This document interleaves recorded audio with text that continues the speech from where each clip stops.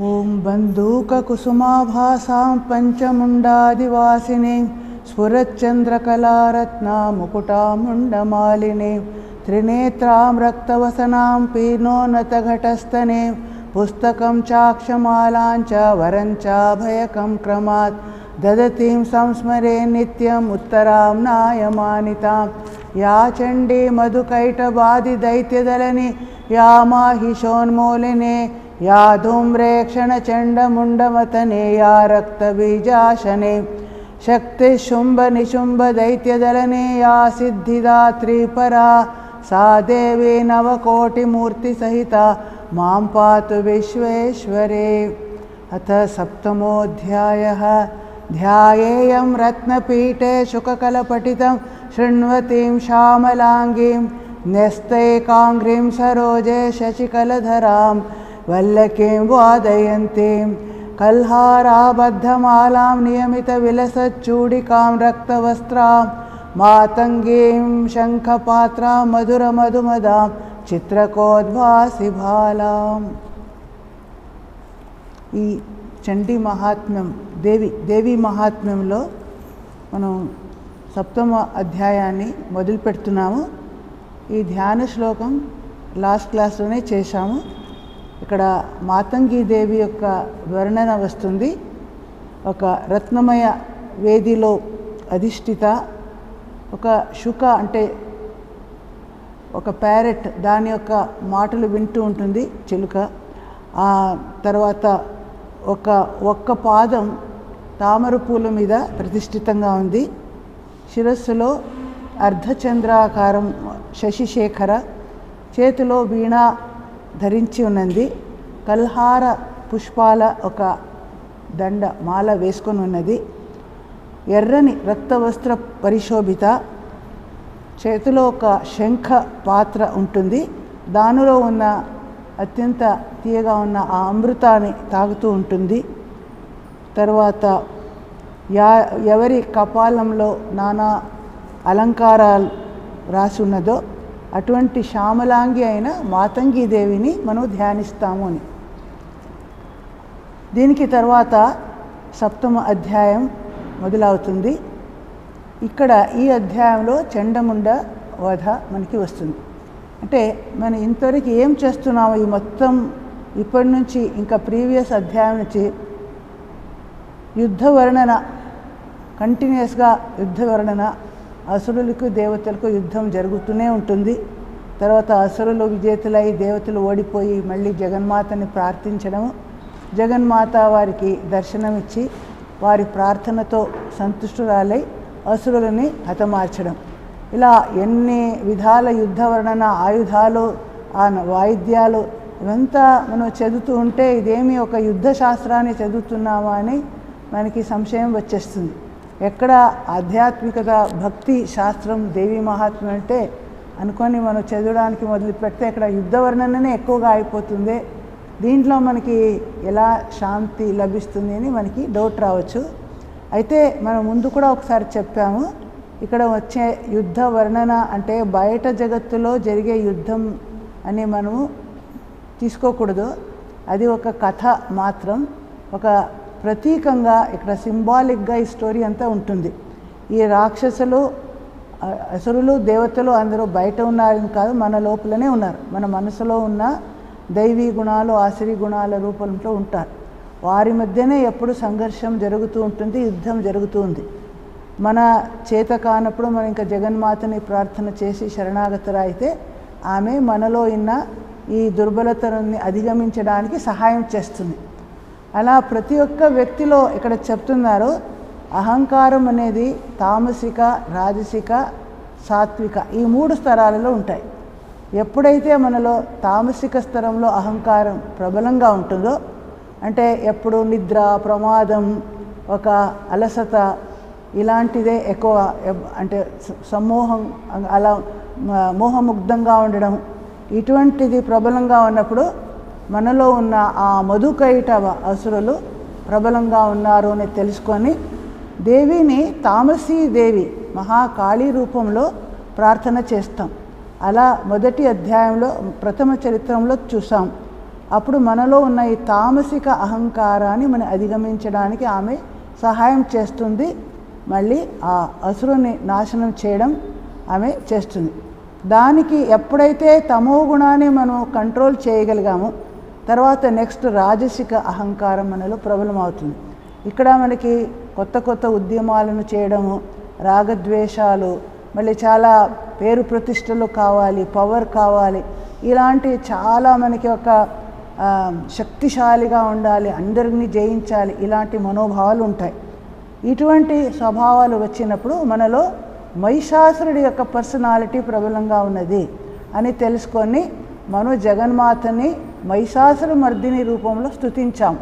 దేవతలు అలా స్తుతించినప్పుడు ఆ గుణాలు రాజసిక అహంకారాన్ని కూడా మనం అధిగమించి పోతాం.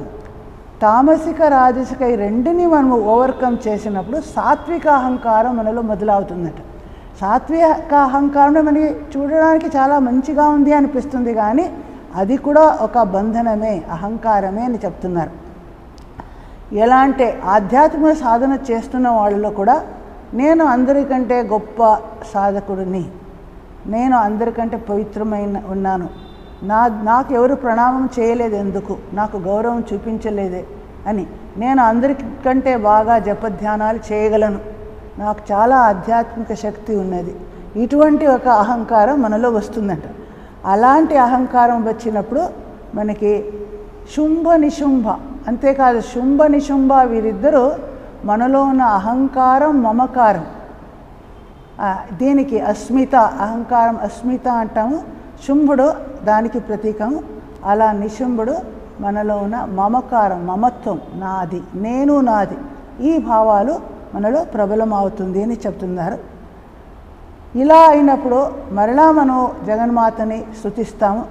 స్తుతించినప్పుడు ఎలా మనం చూస్తున్నాము, పార్వతీదేవి యొక్క కోశాలు, శరీర కోశాల నుంచి బయటపడ్డ కౌశికీదేవి అపురూప సౌందర్యవతి అయిన అమిత శక్తిశాలి అయిన దేవి రూపంలో ఆమె ప్రకటమైంది. ఆమె మహాసరస్వతి రూపంలో ఉంటుంది. మన చివరి ఈ ఆబ్స్టకల్ అహంకార మమత్వాన్ని తొలగించడానికి ఆమె వస్తుంది. ఆ శుంభ నిశుంభ రూపంలో వచ్చిన మనలో ఉన్న ఈ అహంకారం మమకారం, దానిని నాశనం చేయడానికి కోసమని ఈ మహాసరస్వతి రూపంలో ఉన్న సాత్వికీ శక్తి అయిన దేవిని మనము ప్రార్థిస్తే ఆమె కృపతో ఈ సాత్వికమైన అహంకారాన్ని కూడా మనం అధిగమించి పోగలుగుతాము అని చెప్తున్నారు. అందువలన అలా ఎప్పుడైతే ఇక్కడ చూస్తున్నామో కథలో, మొదట వీరందరూ ప్రార్థించినప్పుడు అలా దేవి ప్రకటమై హిమాచల ప్రదేశంలో ఆసీనురాలై కూర్చొని ఉంటే ఇద్దరు చండముండ అనే ఇద్దరు అసురులు ఆమెను చూశారు. చూసినప్పుడు అది శుంభాసురుడికి ఈ విషయాన్ని తెలియజేస్తారు. అప్పుడు శుంభాసురుడు మొదట సుగ్రీవుడు అనే దూతని పంపిస్తారు. ఆ సుగ్రీవ అనే దూత అంటే ఆయన సుగ్రీవ అంటే మంచి కంఠం, అంటే మంచి మాటల ద్వారా దేవిని తుష్టం చేసి ఆమెని సంతుష్టం చేసి నా దగ్గరికి తీసుకొనిరా. ఆయన వెళ్ళి దేవిని అంతా ప్రశంసించి శుంభ నిశుంభాలను అంత బాగా ప్రశంస చేసి ఆమెని అలా ఆమెకి సంతుష్టురాలై తను చెప్పినట్లు ఆమె రావాలి అని అలా చేయమని పంపించారు. అలా ప్రయత్నిస్తారు. అయితే ఆయన మనోరథుడు అవుతాడు. ఎందుకంటే జగన్మాతని మనం దర్శించాలి, భగవత్ సాక్షాత్కారం కావాలంటే అలా మనం మాటల ద్వారా మంచి మాటలు మాట్లాడి ఎవరిని వశం చేసుకోలేము అని చెప్తున్నారు. శాస్త్ర జ్ఞానం ఉండే కానీ, ఎన్నో మనం లెక్చర్స్ వింటే కానీ, పుస్తక జ్ఞానం ఉంటే అతను మంచిగా మాట్లాడే ఒక శక్తి ఉంది. ఈ అన్నిటి ద్వారా మన భగవంతుని ఎప్పుడు సంతుష్టిగా చేయలేము. భగవంతుడు మన భక్తి చూసే మన మీద ఆయన కృప చూపుతాడు, కానీ మనలో ఇక మంచి మాటల ద్వారా ఆ వశం చేసుకోవడం సాధ్యం లేదు. దీనిని చూపించడానికి అనేటట్లు ఆ సుగ్రీవుడు అంతా విఫల మనోరథుడు అవుతారు. అయితే దేవి యుద్ధాన్ని కోరుకుంటుందే ఎందుకు అని మనకి అనిపిస్తుంది. వీరు యుద్ధం కోరుకోలేదు, దేవి వారి మాటలకి ఒప్పుకొని వచ్చేయాలి అంతే కోరుకున్నారు. కానీ ఆ యుద్ధం కావాలి అని కోరుకుంటుందే ఎందుకు అంటే మనలో ఉన్న ఈ అహంకార మమకార అనే ఈ అసురులని నాశనం చేయాలి అని దేవి కోరుకుంటుంది. అది మనం బలి ఇవ్వాలి. ఈ యుద్ధం అనేది ఒక పెద్ద యజ్ఞం లాంటిది అని చెప్తున్నారు. ఈ యజ్ఞంలో మన అన్ని దుర్బలత అన్ని ఇవంతా మనం బలి ఇచ్చినప్పుడే చివరికి జగన్మాత దర్శన కలుగుతుంది అని చూస్తున్నాము. అందువలన ఇక్కడ అలా చెప్తున్నారు. ఇక్కడ మొదట ఆ సుగ్రీవుడు వెళ్ళిపోయిన తర్వాత ఇంకా ధూమ్రలోచన అనే అసురుని సుగ్రీవుడు ఆయన దూతగా వెళ్ళాడు, ఆయన పని కాలేదు. ఆవిడ ధూమ్రలోచన అనే అసురుని పంపించాడు. ధూమ్రలోచన అనే ప్రతి ఒక్క పేరు కూడా ఒక ప్రతీకం సంకేతంగా ఉంటుంది. అంటే ఒక పుహలాంటి కళ్ళు, అంటే క్లియర్ విజన్ లేదరు, అన్నీ తప్పుగా చూస్తారు. అలా ఏది నిజంగా ఉందో అసలు అలా చూడకుండా ఒక వేరేగా చూడడం, దానికి ఆయన ధూమ్రలోచన అని చెప్తున్నాడు. ఆయన దృష్టి అనేది బాగాలేదు, మంచిది కాదు అటువంటి వాడు. ఆయన వెళ్ళి ఎప్పుడైతే దేవిని ప్రయత్నిస్తాడో ఆ వెంటనే దేవి హుంకారం ద్వారానే భస్మంగా చేసేసింది. దేవికి ఇదంతా ఒక క్షణం, మనలో ఉన్న ఈ దుర్బలతని నాశనం చేయడం ఒక క్షణం మాత్రమే కావాలి. ఆమె శక్తి ముందు ఎవరూ లేరు. తర్వాత చండముండ ఈ ఇద్దరు అసురులని ఈయన పంపిస్తారు. ఇప్పుడు మీరు వెళ్ళి ఆమెను తీసుకొని రండి అని చెప్తే ఈ చండముండ వీరు మనలో ఉన్న ఆసక్తి ద్వేష ఈ రెండిటికి ప్రతీకమని చెప్తున్నారు. అంటే అటాచ్మెంట్ అవర్షన్ ఇవి అందరి మధ్య ఉంటుంది. అది దానికి ఈ చండముండ ఇద్దరు అసలు ప్రతీకంగా ఉన్నారు. వీరిని కూడా మనము నాశనం చేసే అవసరం ఇక్కడ ఉన్నది. అందుకోసం వారిని పంపిస్తే జగన్మాత ఎలా సంహరిస్తుంది అని ఇక్కడ చూస్తాం. ఈ 7వ అధ్యాయం మనము మొదలు పెడుతున్నాము. ఋషిరువాచ ఆజ్ఞప్తాస్తే తతో దైత్యశ్చండముండ పురోగమాః చతురంగ బలోపేత యయురభ్యుద్యతాయుధాః దదృశుస్తే తతో దేవీమీషధాసాం వ్యవస్థితాం సింహస్యోపరి శైలేంద్రశృంగే మహతి కాంచనే తే దృష్ట్వా తాం సమాదాతుం ఉద్యతాః ఆకృష్టచాపాసిధరా తతాన్యే తత్సమీపగాః తతః కోపంచకారోచ్చై అంబికా తానరిప్రతి కోపేన చాస్యాం వదనం వసీవర్ణమభూత్తదా. ఇక్కడ చెప్తున్నారు, ఇలా ఆజ్ఞాపించినప్పుడు శుంభ అసురుడు చండముండ ఇద్దరు అసురులకి ఆజ్ఞాపించాడు. ఆ దేవిని ఓడించి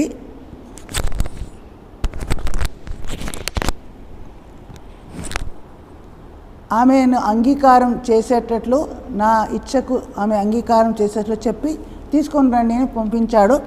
ఇలా ఆజ్ఞాపించినప్పుడు ఆ చండముండ అసురులు ఇంకా పెద్ద ఒక బృహత్ సైన్యాన్ని తీసుకొని వెళ్తారు. చతురంగ బలోపేత, చతురంగ బల అంటే ఆ కాలంలో 4 విధాలుగా ఉండేవారు. ఒకటేమో హస్తి అంటే ఏనుగులపై కూర్చొని యుద్ధం చేసేవారు. సెకండ్ అశ్వారోహిలో హార్సెస్ పై చేస్తారు. ఇంకా మూడవది రథంలో కూర్చొని యుద్ధం చేస్తారు. ఇంకా పదాతి అంటే నేల మీద భూమి మీద నిలబడి చేస్తారు. ఈ 4 టైప్ ఆఫ్ సైన్యాలను అంత పెద్ద బృహత్ సైన్యం తీసుకొని ఆయన ఆయుధాలను పైకి పెట్టుకొని అంటే ఇప్పుడే వారికి చంపాలి అనే అలాంటి ఒక పొజిషన్లో వారు వెళ్తారు. అలా వారు వస్తూ ఉండడం దేవి చూసి ఈషత్హాసాం వ్యవస్థితాం, ఆమె ఒక చిరునవ్వుతో కూర్చొని ఉందంట. ఆమెకి భయం కానీ ఏం కలగలేదు. ఆమె ఒక మందహాసంతో కూర్చొని ఉన్నది. ఎలా సింహస్యోపరి, తన సింహవాహనం మీద ఆమె ఆసీనురాలై ఆ కాంచనే శైలేంద్ర శృంగే అంటే ఆ కాంచన వర్ణంలో బంగారు వర్ణంలో ఉన్న ఆ హిమాచల ప్రదేశం. మనం హిమాలయాలు వెళ్తే చూస్తాము, సూర్యోదయం అయినప్పుడు అలాంటి టైంలో ఆ ఎర్రని సూర్యుడి కాంతి పడితే ఆ మంచు మీద పడినప్పుడు అది బంగారులాగే మనకి ఆ కాంతి ఉంటుంది. అందుకే ఇక్కడ కాంచనే శైలేంద్ర శృంగే అని చెప్తున్నారు. అలాంటి యొక్క ప్రభ హిమాచల శృంగ అది సువర్ణ ప్రభలో ఉంది. దాని మీద ఒక సింహోపరి కూర్చొని దేవి సహాస్యవదనంగా కూర్చొని ఉన్నది. అటువంటి అంబికాదేవిని వారు దర్శించారు. ఆమెను చూసి ఉద్యతాయుధాహ అంటే ఆయుధాలను పైకి ఎత్తి ఆమెకి దెబ్బవి ఇవ్వాలి, ఆమెకి కొట్టాలి అనే ఉద్దేశంతో వెళ్తారు. ఇంకా ఆకృష్ట చాపాసిపర ఇంకా అన్ని విభిన్న ఆయుధాలను వారి తీసుకువెళ్తారు. ధనుస్సు, ఖడ్గ ఇవన్నీ విభిన్న ఆయుధాలను తీసుకొని ఆమె సమీపానికి వెళ్తారు. అది చూసి అంబిక అరీన్ ప్రతి ఆ శత్రువుల పట్ల ఆమెకి చాలా కోపం వస్తుంది. వీరిని అంతా చూసి కోపేన ఇప్పుడు ఆమె ముఖం ఆ వదనం ఈ చాలా కోపం వచ్చినప్పుడు ఒక నల్లగా అయిపోయింది. మసి వర్ణం, మసి అంటే ఇంక్ ఉంటుంది, అది చాలా నల్లగా ఉంటుంది, అలా అయిపోయిందంట. అంటే అంబిక చూడడానికి ఒక గౌరవర్ణంగా చాలా రూపవతిగా ఉంటుంది. కానీ ఇప్పుడు ఆమె కోపం వచ్చినప్పుడు ఆ ముఖం నల్లగా అయిపోయి ఆమె భ్రుకుటి ఈ కనుబొమ్మలు అది వక్రంగా అయిపోయాయి. భ్రుకుటి కుటిలాం తస్య భ్రుకుటి కుటిలాం తస్య లలాటఫలకాదృతం కాళీకరాలవదన వినిష్క్రాంత పాశిని. కాళీ రూపం ఆమె ఆ ఐబ్రోస్ ఆ కనుబొమ్మల మధ్యం నుంచి బయటికి వచ్చిందంట. అది చాలా కోపంతో ఆమె చూస్తూ ఉంటే ఆ లలాటంలో ఉన్న ఈ మధ్యం నుంచి ఈ ధృత వేగంగా ఈ కాళీ రూపంతో కరాలవదనంగా భయంకరమైన రూపం ఉన్న అసి పాశిని, అసి అంటే ఖడ్గాని ధరించి ఉన్న ఒక రూపం బయటికి వచ్చింది. ఆ పార్వతీ నుంచి అప్పుడు కౌశికి వచ్చింది. ఇప్పుడు కౌశికి లేదా అంబికాదేవి ఆమె యొక్క వదనం నుంచి ఇక్కడ ఈ కాళీ రూపం అనేది బయటికి వస్తుంది. ఆమె ఎలా ఉంది అని ఇక్కడ చాలా భయంకరంగా ఉంటుంది. కాళీ ఆమె తామసీదేవి అని చెప్తారు. ఆమెని విచిత్ర ఖట్వాంగధరా నరమాలా విభూషణ దీపి చర్మ పరిధాన శుష్కమాంసాతి భైరవ అతి విస్తారవదనా జిహ్వాలలన భీషణ నిమగ్నారక్తనయన నాదా పూరిత దింగ్ముఖ. విచిత్ర ఖట్వాంగ అంటే అస్థిపంజరం. ఆమె మనం చూసాము కాళీమూర్తి ఎలా ఉంటుంది, ఒక అస్థిపంజర దానిని ఆమె ధరించి ఉందంట. విభిన్న ఆ నర అస్థిపంజరం ఆమె పట్టుకొని దారిని నరమాల అంటే ముండమాల, ఇది ఛేదించిన ఆ ముండాలు ఆ మాలతో ఆమె వేసుకొని ఉంది. ద్వీపి చర్మ అంటే ఒక వ్యాఘ్ర చర్మ పరితురాలే ఉంది. శుష్క మాంసాతి భైర చూడడానికి అత్యంత శుష్కంగా ఉంది. శరీరం అంతా ఒక డ్రైగా ఉంటుంది. అది చూడడానికి సాధారణంగా సౌందర్యం ఉంటే ఎలా ఉంటుందో అలా ఉండదు, చాలా శుష్కంగా ఉంటుంది. అలాంటి శరీరం అస్థి చర్మం అలా ఉంటుంది. శుష్క మాంసాతి భైరవ అతి విస్తారవదన చాలా విశాలంగా ఆమె యొక్క ముఖం, ఆమె వదనం పెద్దది. జిహ్వా ఆమె ఈ జిహ్వా ఎలా ఉంటుంది అంటే లలన భీషణ, అది కూడా ఎప్పుడు ఇది కంపిస్తూ ఇలా వేలాడుతూ అలా ఉంటుంది. చూడడానికి చాలా భయంకరంగా ఉంటుంది. నిమగ్న రక్తనయన ఆ కళ్ళేమో లోపలికి వెళ్ళిపోయిందేమో అనేటట్లు ఉందంట. ఒక హోల్ మధ్య కూర్చొని ఉంటే కళ్ళు ఎలా లోపల ఉంటే ఉంటుందో అలా రక్తనయన ఎర్రని నేత్రాలతో నాదాపూరిత దిగ్ముఖ అన్ని దిక్కులంతా ప్రచండంగా నాదం చేసి శబ్దం ద్వారా ఆమె హుంకారం ద్వారా అన్ని ప్రతిధ్వనిస్తూ ఉన్నప్పుడు ఆమె కనిపిస్తుంది. సా వేగేనావిపతితా ఘాతయంతి మహాసురాన్ సైన్యే తత్ర సురారీణామభక్షయత తద్బలం పార్ష్ణిగ్రాహాంకుశగ్రాహీ యోధఘంటా సమన్విత సమాదాయైకహస్తేన ముఖే చిక్షేపవారణాన్. ఆమె ఎలా యుద్ధం చేసింది, ఎలా భయంకరంగా యుద్ధం చేసింది అంతా ఇక్కడ వర్ణన ఉన్నది. అత్యంత వేగంగా ఆమె చాలా ఫాస్ట్గా వచ్చి వీరి మీద అసుర సైన్యం మీద పడుతుంది. ఘాతయంతి వారికి బాగా ఆఘాతం ఇచ్చి ఈ మహాసురుల్ని ఆ పెద్ద సైన్యాన్ని సురారి అంటే దేవతలకు శత్రు అయిన అసురుల సైన్యం వారి బలాన్ని అభక్షయత ఒకే తినడం మొదలు పెడుతుంది. అందరినీ తీసుకొని చేతిలో నోటులో వేసుకుంటుంది. పార్ష్ణిగ్రాహ అంకుశగ్రాహి అంటే కొందరిని వెనుక నుంచి కొందరిని అంకుశం ద్వారా, కొందరిని ఇంకా ఘంటా ద్వారా ఇలా విభిన్న రూపాలలో అందరినీ ఇలా పట్టుకొని ఎవరిని ఎక్కడ ఉన్నారో అందరినీ అంటే ఎవరైనా మాహుతులు ఉంటే వారిని కూడా, ఏనుగులను మాహుతులను అన్ని నోటిలో పూరేసుకుంటుంది. ఇంకా అశ్వాలు దానిని చాలన చేస్తున్న సారథిలో రథాలు అన్నీ తన నోట్లో ఒకేసారి తీసుకుంటుందంట. ఒక్కొక్క చేతిలో ఇలా తీసుకొని చాముండా దేవి ఈ రూపంలో ఆమె నోటిలో వేసుకుంటుంది. తథైవ యోధం తురగై రథం సారథినా సహ నిక్షిప్తా వక్త్రే దశనైర్చర్వయంతి భైరవం ఏకం జగ్రాహ కేశేషు గ్రీవాయామత చాపరాం పాదేనాక్రమ్య చైవాన్యానురసాం అన్యమపోథయత్ తైర్ముక్తాని చ శస్త్రాణి మహాస్త్రాణి తథాసురైః ముఖేన జగ్రాహ రుషా దశనైర్మథితాన్యపి. ఇలా ఆమె ఎలా ఈ చాముండాదేవి అశ్వాలు దానిపై కూర్చొని అశ్వారోహిలు దానిని చాలన చేస్తున్న వారు యోధులు, తర్వాత సారథి సైతంగా రథం అంతా నోట్లో పూరేస్తుంది.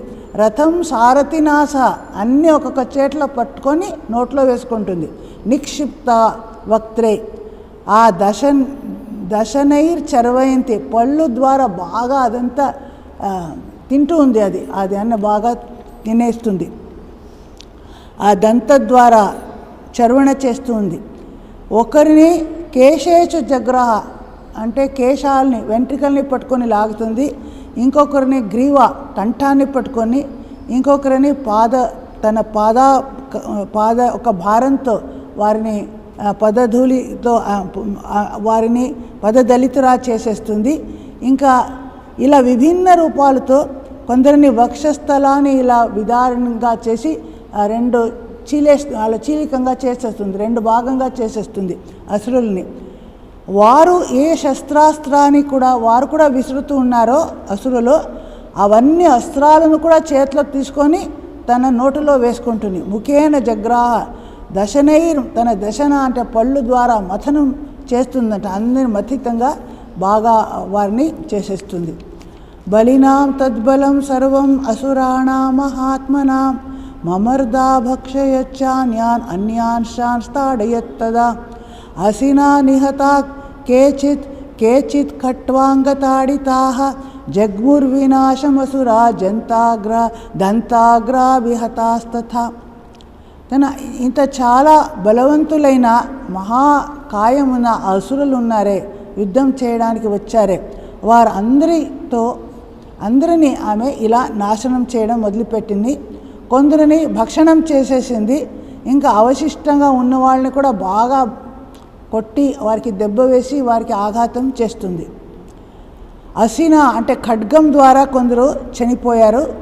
ఇంకా ఖట్వాంగం అంటే స్కెలిటన్ అది ఉంది, అస్థిపంజరం, అది చూసి కొందరు చనిపోయారు. ఇంకా విభిన్న విధాలలో ఇంకా ఆమె పళ్ళు అగ్రభాగంతో వారిని బాగా అలా తినేస్తుంది. ఇలా భయంకరంగా వారిని నాశనం చేసింది. క్షణేన తద్బలం సర్వం అసురాణాం నిపాతితం దృష్ట్వా చండోభిదుద్రావా తాం కాళీమతి భీషణ శరవర్షైర్మహాభీమైర్భీమాక్షీం తాం మహాసురః ఛాదయామాస చక్రైశ్చ ముండక్షిప్తై సహస్రశః. ఒక క్షణకాలం మాత్రం ముహూర్తం మధ్యంలో ఆ పెద్ద సైన్యం, ఆ అసుర సైన్యం ఉందే అవంతా క్రింద పడిపోయారు. నిపాతితం అందరినీ క్రింద పడేసింది. ఇది చూసి ఆ చండాసురుడికి చాలా కోపం వచ్చి ఆయన భయంకరంగా ఉన్న ఆ చాముండాదేవి అభిముఖంగా ఆయన వెళ్తాడు. ఆమెని యుద్ధం చేయడానికి, ఆమెని కొట్టడానికి వెళ్తాడు. శరవర్షై అంటే బాణాల వర్షం, అలా వానంలాగే బాణాన్ని విసురుతుంటున్నారు. బాణవర్షం. ఆ భీమాక్షి భయంకరంగా ఉన్న ఆ దేవి భీమాదేవి భీమాక్షి, ఆమె కళ్ళు కూడా ఎర్రని కళ్ళు భయంకరంగా ఉంది. ఆమెని ఈ మహా అసురుడు అలా ఆమె వైపు శరవర్షం ఆయన విసిరాడు. అంతేకాదు ఇంకా ముండాసురుడు ఏం చేశాడు, ఆయన ఆయుధం చక్రాయుధం, ఎన్నో చక్రాలు పంపించి చక్రాయుధం ఆ షేప్లో ఉన్న ఆయుధాలను పంపించి ఛాదయామాస ఆమెను మొత్తం ఆచ్ఛాదితంగా కప్పివేస్తున్నాడు. క్షిప్తై సహస్ర చక్రాలను విసిరి ఆమెని కప్పివేశాడంట. ఇలా చాముండాదేవితో ఇద్దరు అసురులు చాలా భయంకరంగా యుద్ధం చేస్తారు.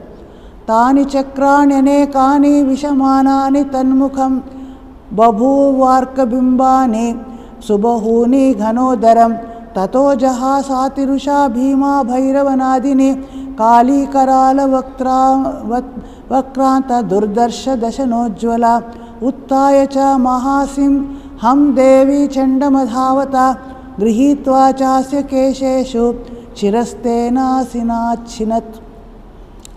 అప్పుడు ఏమైంది, ఈ అనేక చక్రాయుధాలు ఆమె వైపు వేసినప్పుడు ఆ నోట్లకి ఆ చక్రాయుధాలు ప్రవేశిస్తుంటే ఎలా కనిపిస్తుంది?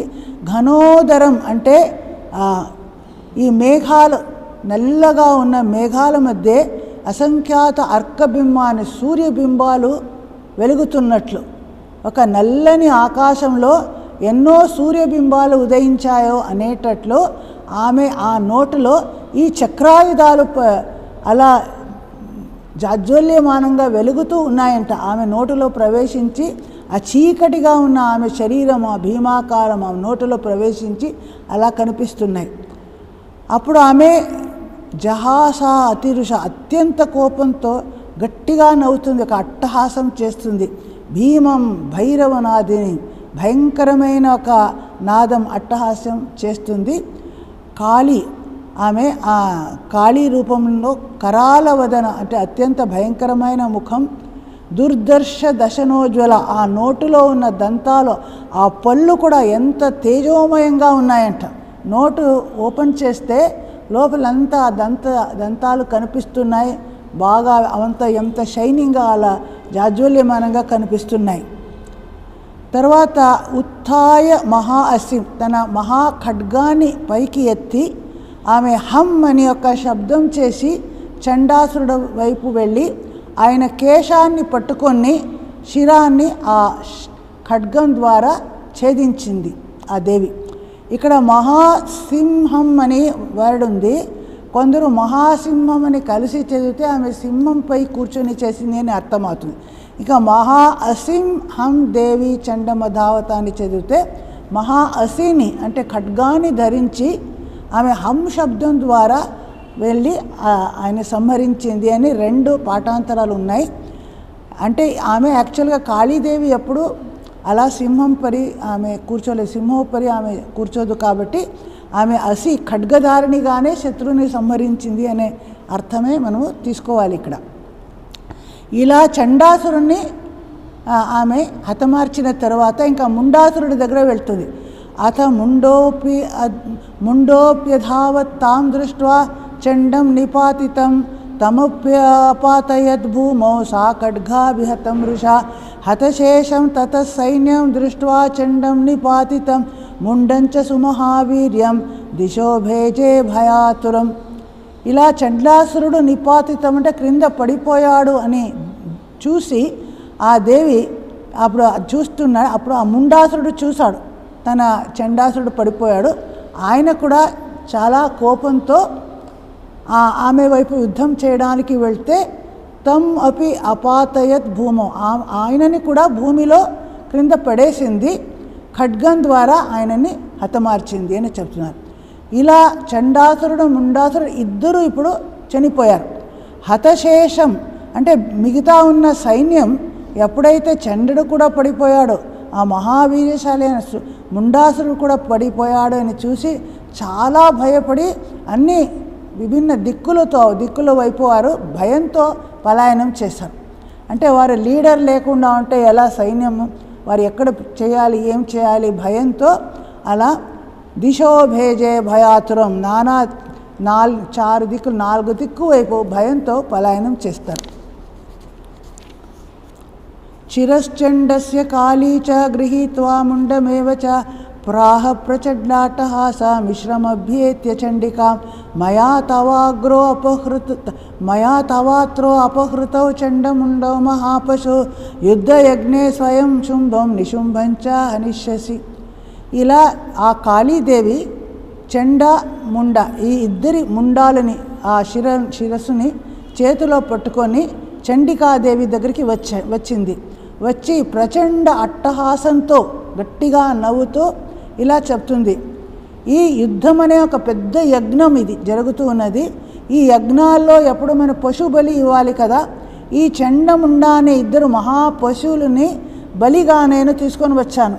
నువ్వు చేస్తున్న యొక్క మహాయజ్ఞంలో వీరిద్దరు అసురుల్ని బలి ఇవ్వడానికి వారి ముండాలని నేను తీసుకొని వచ్చాను.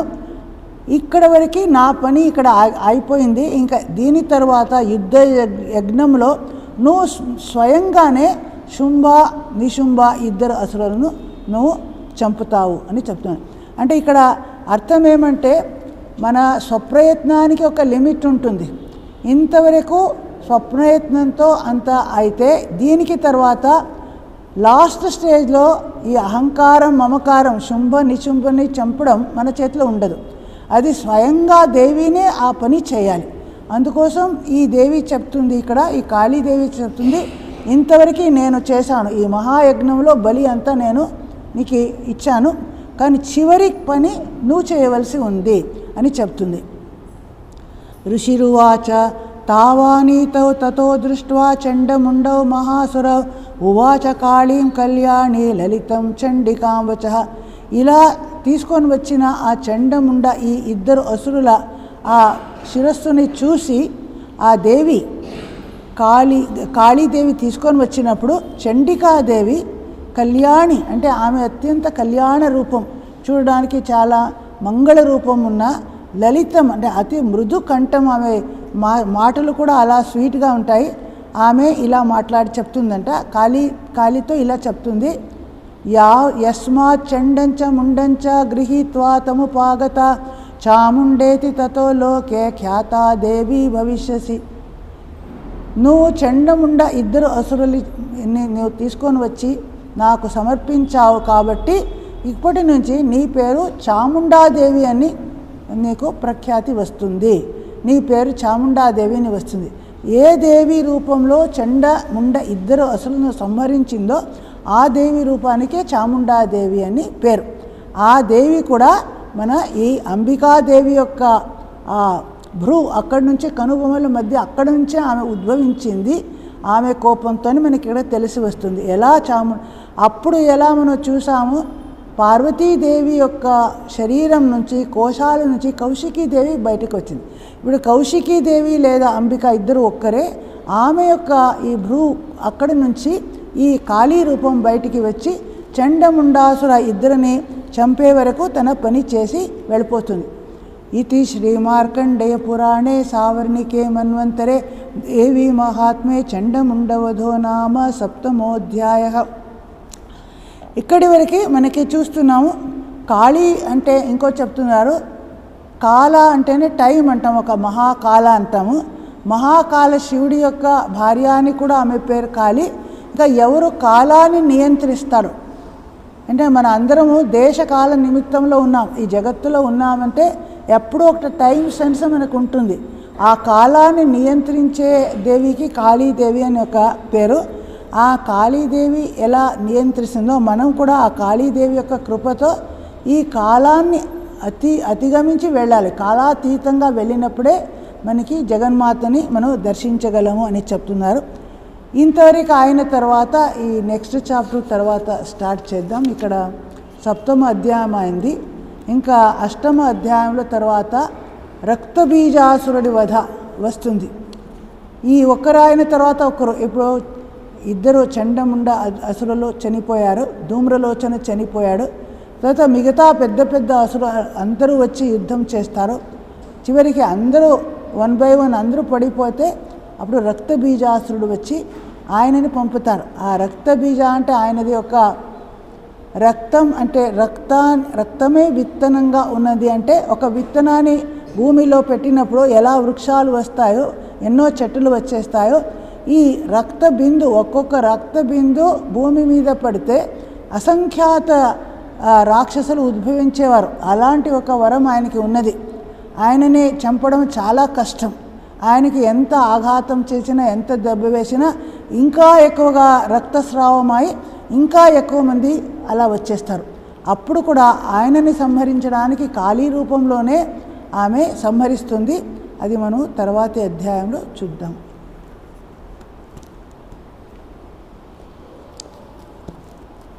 ఓం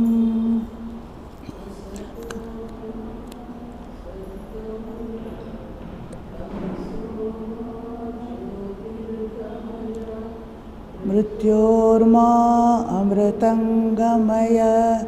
ఓం శాంతి శాంతి శాంతి.